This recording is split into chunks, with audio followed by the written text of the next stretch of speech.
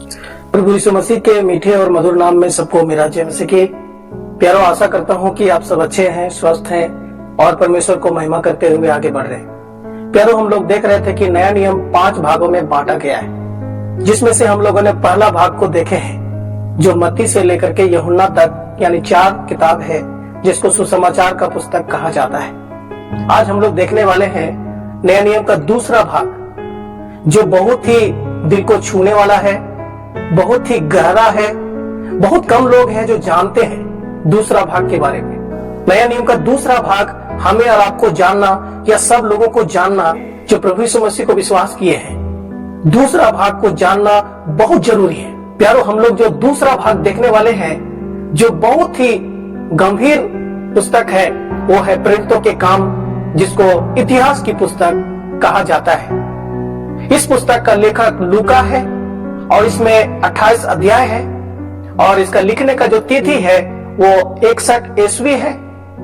इस किताब को अगर हम लोग पढ़ेंगे तो किस प्रकार से कलीसिया का शुरुआत हुआ, किस प्रकार से लोग प्रचार करते हुए आगे बढ़ा, बहुत सारी बातों को हम पढ़ सकते हैं। हम अगर प्रेरितों के काम को अच्छा से पढ़ेंगे तो 1 से लेकर 12 अध्याय में हम पतरस को देख सकते हैं जो प्रभु का काम करता है, और फिर 13 से लेकर के 28 अध्याय में हम पौलुस को देख सकते हैं जो प्रभु का काम करता है।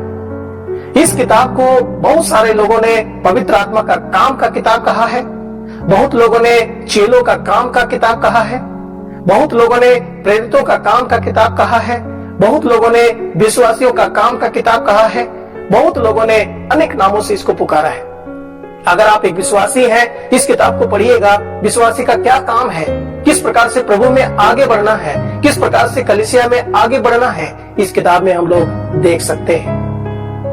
प्यारो, पवित्र आत्मा के काम से भरा हुआ, चेलों के काम से भरा हुआ, प्रेरितों के काम से भरा हुआ, विश्वासियों के काम से भरा हुआ और स्त्री और पुरुषों के काम से भरा हुआ किताब है।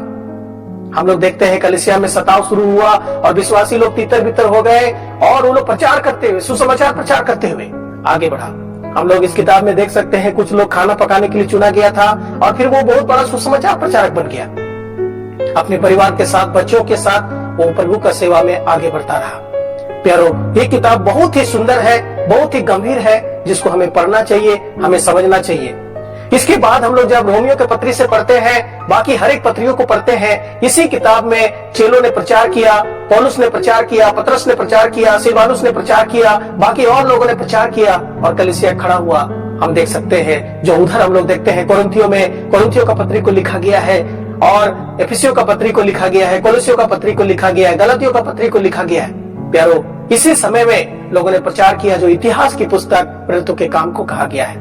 प्यारो, पढ़ना हमें बहुत जरूरी है ताकि हम सच्चाई को अच्छा से ढूंढ सके, जान सके और उसको पालन कर सके। एक विश्वासी होने के नाते इसको जरूर पढ़िएगा, एक सेवक होने के नाते बहुत जरूर पढ़िएगा, और आप कोई भी क्यों ना हो, आप इसको जरूर पढ़िएगा। प्यारो, अगर प्रेरितों के काम को हम अच्छा से नहीं पढ़ेंगे तो पत्रियों को अच्छा से हम नहीं समझ पाएंगे, कलीसिया को अच्छा से नहीं समझ पाएंगे, कलीसिया के विश्वासियों को अच्छा से नहीं समझ पाएंगे, विश्वासी कैसे काम करते हुए आगे बढ़ा उसको हम नहीं समझ पाएंगे, बहुत सारे बातों को हम नहीं समझ पाएंगे। हम देख पाते हैं पतरस ने प्रचार करना शुरू किया और हर एक जगह में गया, और उसके बाद में हम लोग देखते हैं प्रेरित पौलुस और 3 मिशनरी यात्रा उन्होंने किया और अंतिम में वो रोम यात्रा किया और प्रभु के लिए बलिदान हो गया। प्यारो, बहुत ही सुंदर किताब है, जिसको पढ़ना, जिसको समझना हमें बहुत जरूरी है। अगर आप नया नियम का इतिहास को जानना चाहते हैं, कलीसिया का स्थापना हुआ है उसका इतिहास को जानना चाहते हैं, विश्वासी कैसे जीना है उसका इतिहास को जानना चाहते हैं, कलीसिया का क्या नियम नहीं है वो अगर आप जानना चाहते हैं, प्रेरितों के काम पढ़ना बहुत जरूरी है। हम विश्वासियों का गुण रहस्य इसी में छिपा हुआ है, किस प्रकार से कलीसिया खड़ा हुआ और धीरे धीरे करके उन कलीसियों में पत्र लिखा ताकि वो विश्वासी और मजबूत हो सके और वो परिपक्व हो सके और प्रभु में आगे बढ़ सके। प्यारो, हम लोग इस किताब में देख सकते हैं लूका ने 2 किताबों को लिखा है, जैसे कि मैं पहले बताए थे। लूका अपना स्वयं लूका नाम का एक किताब लिखा है, जिसमें प्रभु यीशु मसीह का जीवनी को प्रस्तुत किया है, उसका जन्म से लेकर मृत्यु तक, फिर उसका मृत्यु से जी उठना और स्वर्गारोहण तक। हम लोग देखते हैं लूका ने दूसरे किताब को लिखा है जो प्रेरितों के काम है, जो इतिहास की पुस्तक है। लूका डॉक्टर था और बहुत सुंदर से छानबीन करके वो स्वयं भी सेवा में था, पौलुस के साथ कई जगह सेवा में गया, वो साथ में था। और हम लोग देख पाते हैं उन्होंने वो किस प्रकार से कलीसिया का विस्तार हुआ। अगर आप लूका उसका 1 अध्याय में और प्रेरितों के काम उसका 1 अध्याय में अगर पढ़ेंगे तो दोनों जगह में हम थियोफिलुस का नाम को देखते हैं, जो पहला किताब उसने लिखा यीशु मसीह किस प्रकार से दुनिया में आया और किस प्रकार से वो बड़ा हुआ और किस प्रकार से वो पापियों के लिए अपना जान दिया और मर गया, फिर जी उठा, वो स्वर्ग गया, फिर से आने वाला है, और उस पर जो विश्वास किया वो लोग किस प्रकार से प्रभु के लिए काम किया, अपने आप को बलिदान कर दिया और आगे बढ़ा। वो सब बातों को हम लोग देख पाते हैं जो उन्होंने क्या किया, लिखा है, जो थियोफिलुस को लिखा, जो प्रेरितों के काम में बहुत ही विस्तार से उन्होंने समझाया कि कलीसिया का किस प्रकार से विस्तार हो गया, विश्वासी लोग किस प्रकार से आगे बढ़ने लगा।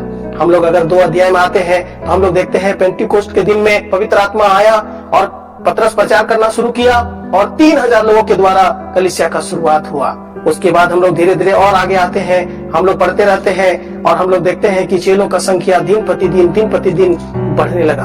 हम लोग 6 अध्याय में आते हैं, हम लोग देखते हैं कि चेलों का संख्या बहुत बढ़ने लगा। सबसे पहले 1 से लेके हम लोग 12 अध्याय देखते हैं कि यहूदी जाति में से लोग विश्वास कर रहा था, लेकिन 13 से लेकर के हम लोग 28 अध्याय में देखते हैं जो प्रेरित पौलुस के द्वारा अन्य जाति लोग प्रभु को विश्वास करने लगा और प्रभु में उद्धार पाकर के कलीसिया में जुड़ गया।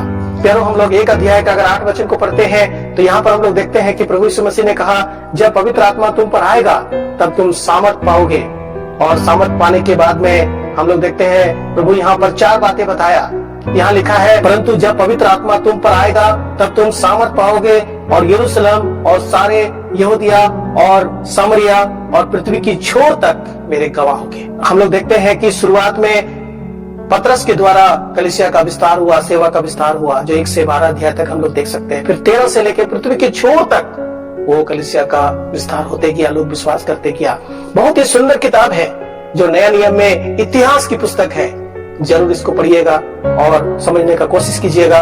विश्वासी लोग किस प्रकार से एक साथ रहते थे, किस प्रकार से सेवा करते थे, किस प्रकार से सुसमाचार प्रचार करते थे, किस प्रकार से आगे बढ़ते थे, किस प्रकार से उन लोग का जीवन था, हम देख सकते हैं, पढ़ सकते हैं। प्यारो, बहुत बातें इसमें लिखा हुआ है। पौलुस किस प्रकार से प्रचार करते हुए आगे बढ़ा, कितना सताव उसके जीवन में आया, जो पत्रियों में हम देखते हैं जिक्र किया, और बहुत सारे बातें हैं, आप इसको पढ़िएगा।